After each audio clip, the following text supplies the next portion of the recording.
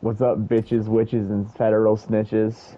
It's Cowboy Horse Pants here with the usual fucking uh The not usual guest but suspect. the usual fucking uh host.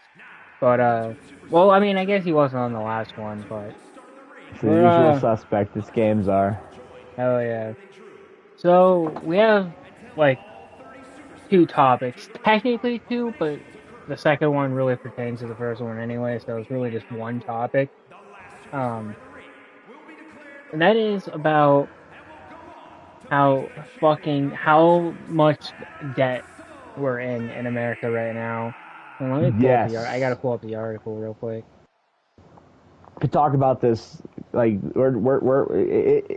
it's crazy to think that, like, in the 90s, we were in, like, a couple $1 trillion in debt. Yeah, and And now we're like, now we're like 39.6, yeah, or I think it's yeah. 8. I gotta pull up the. I can't Yeah, find the article. either way, either It's way, insane. it's fucking insane, and people just don't care about it. People just don't talk about it. The average voter doesn't think about it. They claim to talk about the economy as the most important issue, but yet if you ask them like about a single economic policy, they got nothing. Exactly. So They actually have nothing. yeah. So this article says uh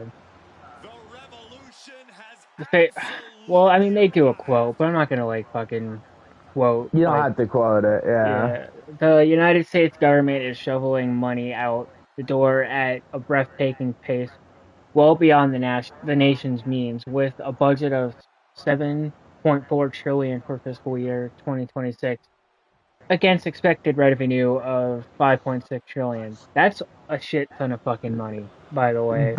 Yeah, yeah. Obviously, but The fact that we're making like 5 point something trillion is pretty cool, but then like the fact that we are like pushing that much out yeah. is just like what the fuck. The major action in the U.S. House last week before summer recess centered on budgeting matters, included advancing the framework of a nearly 95 billion reconciliation package, mostly money for the Iran war, plus funds for struggling Yep, farmers and election security. But yep. the bill includes no pay for, I hope I'm saying that right, or outsetting cuts. That means spending that simply add to the budget deficit, already projected at close to 2 trillion for fiscal 2026, and ultimately the federal debt, which is the accumulation of annual deficits. Yep. At 39.68 trillion dollars, US federal debt has skyrocketed in the last 25 years, up from Yes, 5.7 trillion in January 2001. That's there fucking was crazy. actually a point. There was actually a point in the 90s where we dropped the deficit down a few $1 trillion, and then we just started skyrocketing it back up again. If you look at the like deficit, we were actually dropping it down for a few years, and then we just continued it back up. Yeah. And it's like, what the fuck? What the fuck? People actually cared about like the future generation for a few years, and then they're just like, nope, never mind. Now it's not even a thought in anyone's mind. Not even a thought in anyone's mind. Not the boomers, not Gen X, certainly not the young folks. No one gives like I said before we did the podcast. Everyone talks about how like, oh, the economy is the most important issue on our minds, but if you talk like to anybody about like a single economic policy, they have nothing. Exactly. They have they have absolute like Ro Khanna is a guy running for president right now, and he's running on quote unquote economic patriotism. And my What the fuck question is to Ro that? Khanna, exactly, that's just what I was gonna say. I like Ro Khanna. I think Ro Khanna is a decent guy. What the fuck does economic patriotism mean? Like, you may as well have just said to every Republican, I want to do socialism. Yeah. Like, you may as well have just said that. At least Bernie Sanders, he was more honest with what he, like, wanted to do economics-wise. Like, he said what he wanted to do. He had, like, fucking policies. He's like, okay, I want to give, I want to do Medicare for all. I want to do free school. I want to, like, here's like 30 things I want to do. And then there's Donald Trump who makes the most absurd fucking claims and then doesn't follow up on them. And doesn't follow up on any of them. Even Joe Biden fucking, like, tried to, like, do some, like, basic neoliberal economic policies. And like tried to like do the whole reach across the aisles thing, and it just didn't work. But at least he fucking tried. At least he fucking tried. We had a president that claimed that he would stop the war on day one, no new wars. Look where that fucking got us. Yeah, bro immediately. Yeah, he literally, as soon as he got in office, just decided to fuck everything up and overseas. So it's like. And now, what are you doing? And now Ukraine has literally entered the Iran war, and it's like, oh my god, this might actually end up in like a global conflict. But back to the deficit, it's absolutely insane. Most of our budget from this deficit, funnily enough, comes from military spending. So you hear us talking about like all these wars and conflicts and stuff like that. You heard Travis talk about. Which I don't think we should be funding Israel. That's just my opinion. No, I think that's the coldest take in the East now. That used to be a hot take. That used to be like genuinely a hot take. But as genocide has gone on longer and longer, I think even conservatives are starting to be like. Yeah, that is true. But I still see people defending and dick riding Israel. And of course, always. The amount of dick riders for Israel blows my fucking mind. Blows my fucking mind how many dick riders there are, like ride or die people there are for Israel. And it's like, what the fuck? Oh fuck! Can you go to my live stream to see like your voice is on there? Because I don't know if I included your audio. God damn it, Travis. Yeah, I'll check real quick.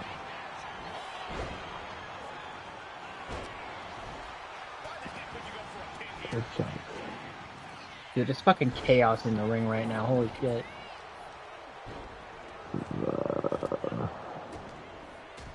This was not right.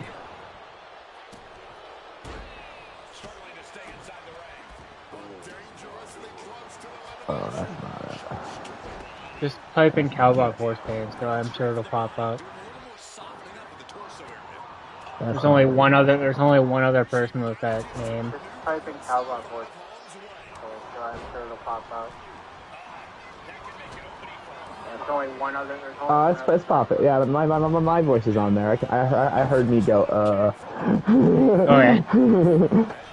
It's a little quiet, but I heard me go.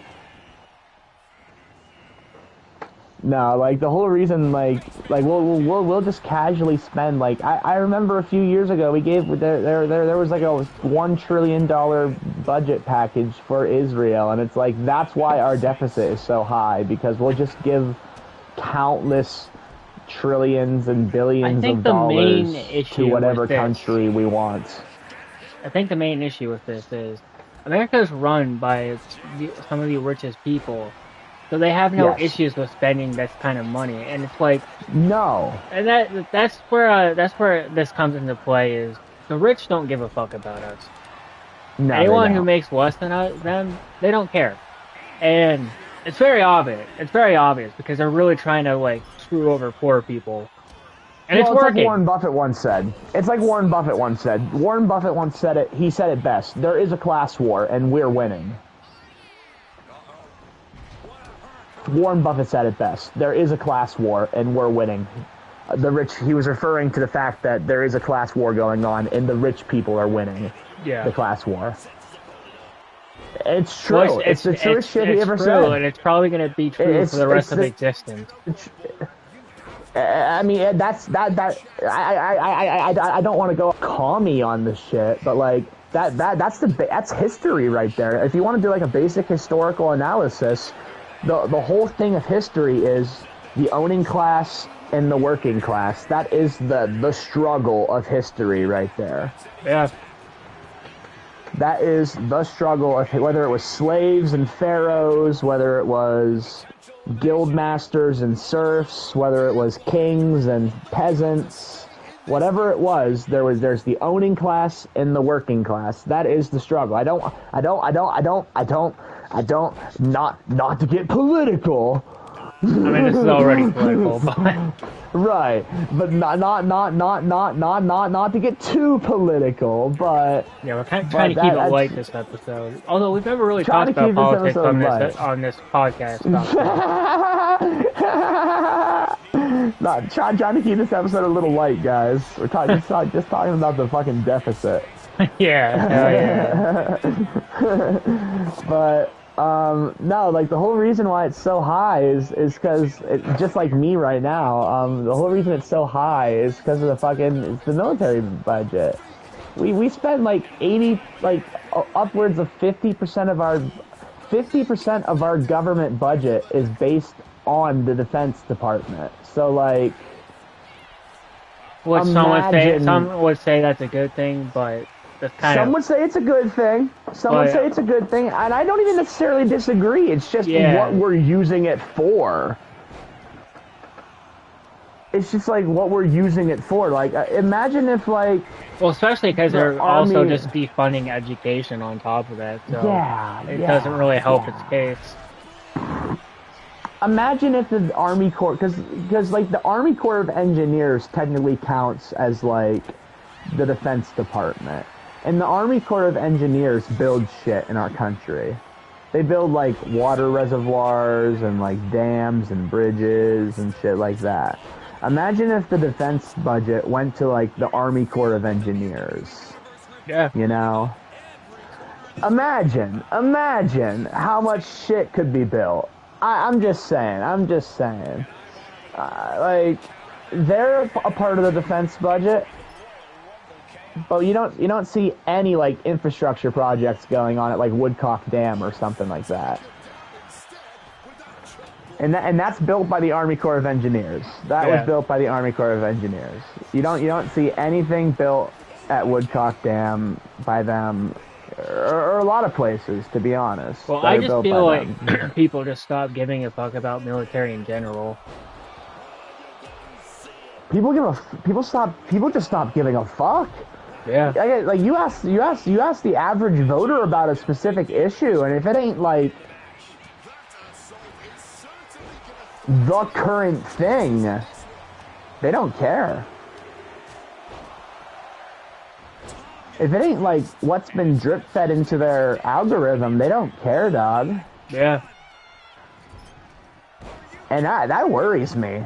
I try to care. That's like I try to. Well, I like to think that I care, but like it worries me because like it's worried me for years. By the way, I made a video 2 years ago called "Do We Have Virtual Insanity?"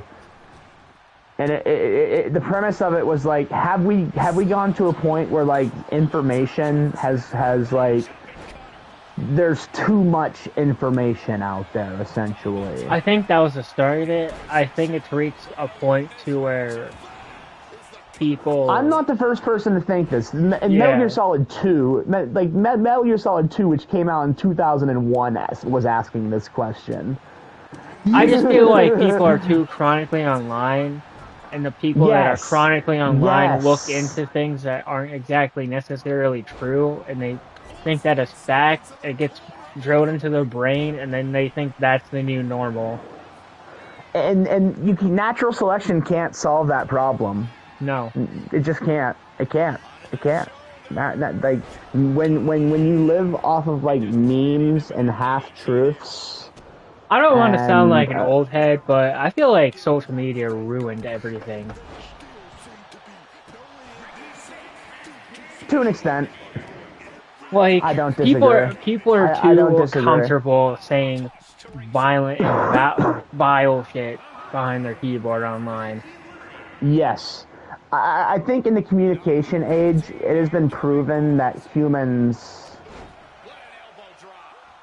may not be the superior species. And I feel like there's a disconnect now too, because like Yeah. maybe like 10, 15 years ago, even 20 years ago, I mean, you could be online, but people were still like actively like talking to like each other in person. I mean, I'm not Well, saying 10 to that's not 15 years happening ago, now, but at the same time, it's 10 to like there's such 15 a years disconnect.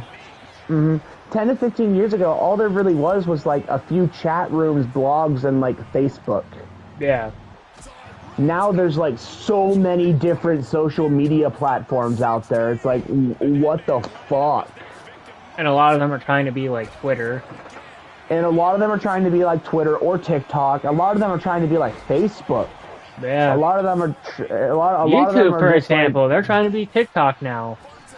yeah, it's just like, what you guys had something for a moment. Like, what are you doing? Yeah, now all they do is push short videos and like leave long form content in the fucking dust. Yep. It's like you guys had And it's like they something. weren't even like really competing with TikTok. So I don't know why they had to do that. No. They were their own competition. YouTube was its own competition. I don't get it. I don't get it, man. But back to the deficit. It's like, you know, a lot of this can be solved if we just like. It's not even like a matter of like cutting funding from things. It's just like if we invested funding and because we're making money. Yeah, I don't see how we get out of this situation anytime soon. Stop spending money on the military. Basically, that's the gist of it. Stop spending all the money on the military. The short answer of it is quit spending trillions of dollars on our military. I think we should like put the money into something that's more useful. I'm not saying the military is not useful, but at the same time, there's other things that could be money be put towards to responsibly that could help out too. Yes. But it's just like everything's being put into like the military, which is like, I guess not that bad, but at the same time, it's because the Cold War never ended. The Cold War never ended. We just changed enemies from Russia to China. And Russia again, I guess, because we hate Russia now again for some reason. I mean, it is Russia. So. Yeah, to be fair, it is Russia. Yeah, like it's not really a reason to like Russia. But like.